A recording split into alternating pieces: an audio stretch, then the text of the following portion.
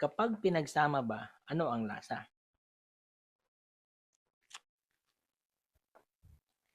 Alright, nandito na naman tayo upang mag-food review. At ang ating i-review or ating i-compare ay ang crispy chicken burger ng Bubuyog.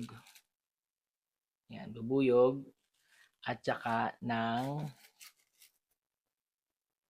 Golden Arches or ng M. Pare silang chicken burger. Parang pares na mayo, cheese mayo ang kanilang palaman. And yung kulay naman ng kanilang chicken, mas parang tostado yung sa McDo. So, i-scorean lang natin sila sa dalawa. Dalawa lang. Dalawang scoring. Yung unang-una, lasa. Okay. Kasi halos mukhang pares naman pares nga din yung amoy. Pangalawa, sa presyo. So, alin yung mas sulit? Unahin natin yung si Jollibee.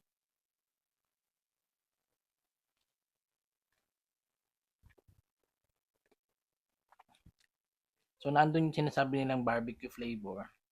Malalasan mo yung barbecue. Masarap siya. Yung chicken, hindi siya yung regular chicken nugget. Yung nabibili sa grocery. Ngayon, titikman naman natin itong sa McDo.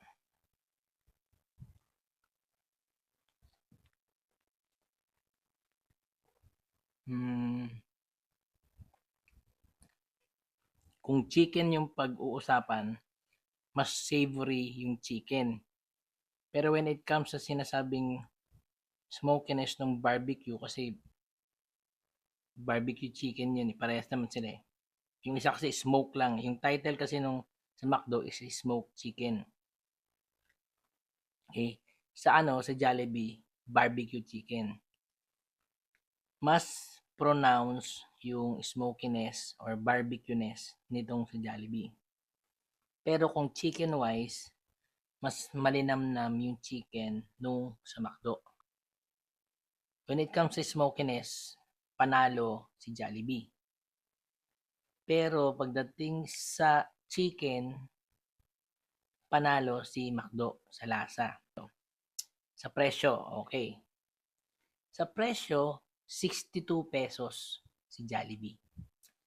Si McDo, ang price niya is 59 pesos yung barbecue niya. Yung smoky chicken niya na burger, 59 pesos. So may difference na 3 piso.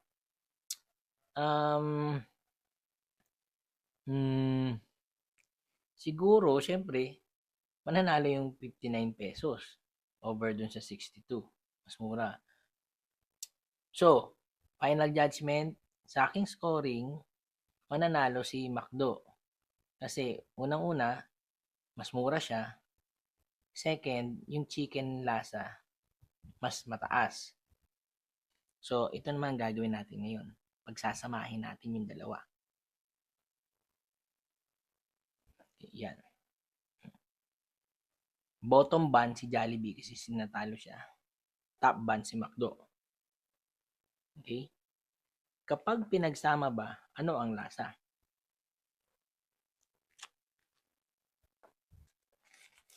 Masarap siya guys pag pagsamahin.